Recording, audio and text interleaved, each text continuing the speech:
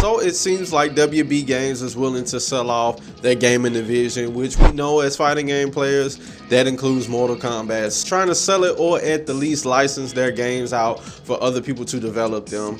Now it begs the question, who was going to buy it? And Maximilian, Matt McMuscles, and JWong actually discusses this. Do you see any companies actually, like, do you see any ones that would viably be like, yeah, I could see them publishing a new Mortal Kombat? There's only one I can think of.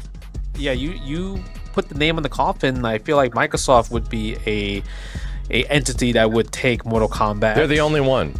Like, yeah, long story short, they're the only one, and here's the problem: it'll never happen because they're not buying shit anytime soon. They're just laying people off to afford the Activision buy that costs them way too much money.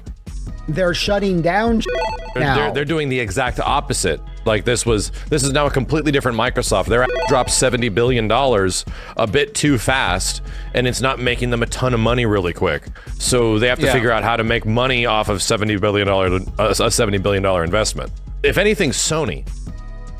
I was gonna say, because Mortal Kombat is so hyper realistic, motion capture, like it fits Sony's brand, sort of MO.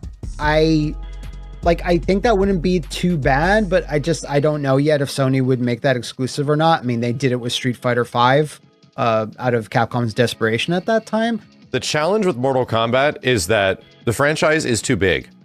So it's too big, yeah. Do you think that the Mortal Kombat franchise in any way, which is probably going to come with movie rights and all that kind of stuff, is going to be distributed for anything less than like $3 billion?